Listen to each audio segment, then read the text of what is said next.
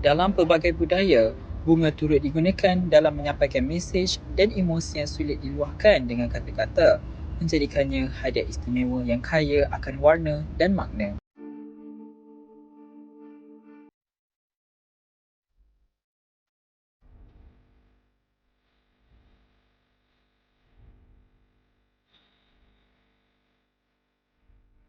Namun, di era moden ini, konteks pemberian bunga telah menjadi perdebatan di mana ada yang melihatnya sebagai lambang romantis yang tulus, malah ada yang merasakan trend semata-mata. Ditambah pula dengan kemunculan media sosial dan budaya viral, pemberian bunga sering kali dianggap sebagai cara untuk mengikut arus populariti serta mempamerkan gaya hidup sempurna kepada orang lain. Walau bagaimanapun, menurut Jason Lee, seorang pengusaha kedai bunga berkata, permintaan untuk membeli bunga tidak dipengaruhi oleh trend tetapi telah berlaku sejak zaman dahulu, melibatkan pelbagai bangsa dan negara. Jason turut percaya bahawa dengan memberikan bunga kepada seseorang, ia boleh mencipta kesan romantis terutama pada hari-hari istimewa. Bagi saya rasa untuk bunga ni memang setiap orang memang minat, memang suka. Terutama untuk macam teenager, pemuda semua, dia orang memang minat untuk bunga. Lagi kita jual bunga ni lain dengan sikit yang bunga biasa tu. Sebab kita kebanyakan kita import dari luar, jadi dia boleh tahan lama lagi. Harga lagi pun okey sikit, bukan yang mahal sangat tu. Saya rasa memang sejak dulu, bagi saya tahu, sejak dulu memang orang memang minat dekat bunga tu. Tak kira bunga apa, dia orang nampak saja memang minat. Bukan Bunga memang sesuai untuk semua orang. Tak kira orang muda, orang tua, tak kira bangsa apa, memang sesuai. Bukan setakat untuk nak sukakan orang ke apa, bukan ni. Untuk kita nak macam kenang budi ke, memang sesuai untuk bunga juga. Tak kira apa maksud. Sementara itu, Nuri Najwa Muhammad Fatib, seorang pelajar universiti swasta juga melihat pembelian bunga sebagai lambang kasih sayang dan sedia berhabis duit untuk menghargai orang yang dikasihinya. Okay, ni pandangan saya lah kan. Macam saya rasa bunga ni like macam sweet sangat, macam romantic.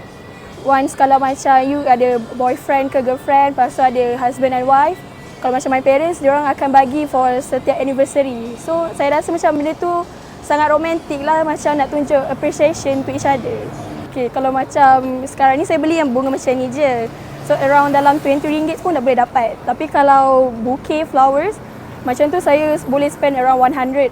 Sebab macam untuk parents lah, saya selalu bagi kat parents saya je lah bouquet tu. Sebab bunga tu kan macam tahan lama. So dia macam tak adalah tahan lama, tapi bila you tengok tu, you rasa macam appreciate sebab orang yang you sayang bagi.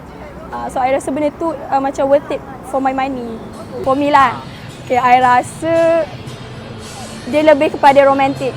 Sebab kalau you bagi kat kawan-kawan you ke, it's still a symbol of romantic. Dia macam romantic gesture for your friends pun. Macam tu lah. I rasa kan you guys kena start beli bunga sebab it's a therapy for people like us. Macam I kan student, I rasa kalau beli bunga tu boleh tengok benda cantik, I rasa tenang. So tak ada stres mana. So I rasa kenalah belilah bunga. Tapi beli yang murah-murah je. Bunga kan selalu ada murah-murah.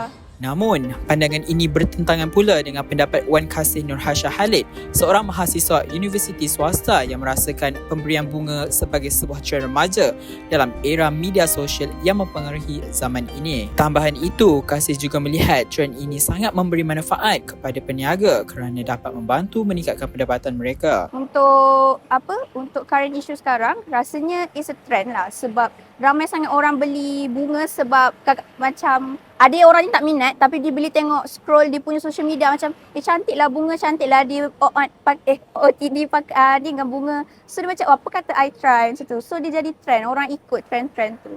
I'm not a big fan of flowers tapi sebab kita orang untuk SEM ni kita orang ada subjek entrepreneurship. So kita orang disarankan untuk menjual. So kita orang came out dengan idea sebab one of the team members suka flowers. So kita kita jual bunga sebab dia macam sekarang ni ramai orang suka beli bunga kan. Sebab itulah. Rasanya sebab macam sekarang ni memang trend orang pergi area pasar seni nak jalan-jalan sini sebab nak beli bunga. Sebab macam baby breath ke sebab dia is a trend. Dia agak bagus sebenarnya sebab kita support kita punya local punya bunga, sebab bunga ni sebenarnya susah sangat nak tanam, susah nak jaga. Tapi bila orang beli, and then kita dapat tolong juga business owner tu lah, owner bunga. Untuk semua orang di luar sana, kalau you guys nak datang beli bunga, you guys datanglah dengan korang punya friends, dengan partner korang ke, korang just enjoy the suasana dalam kedai bunga tu, sebab suasana dekat luar and dalam kedai bunga tu sangat-sangat lain. Sebab kat luar ni kita banyak kereta, asap, tapi bila dalam tu dia macam fresh. Dia macam terapi untuk diri sendiri. Kalau kau nak pergi seorang untuk self reward pun okey. Oleh itu, kebanyakan beranggapan bahawa pemberian bunga mampu memberi kebahagiaan di samping menjadi lambang romantis, walaupun ada yang merasakan ia sebagai trend dalam masyarakat. Di samping itu, dengan adanya bunga, ia mampu menjadi pendapatan terutama kepada penggiat seni industri bunga.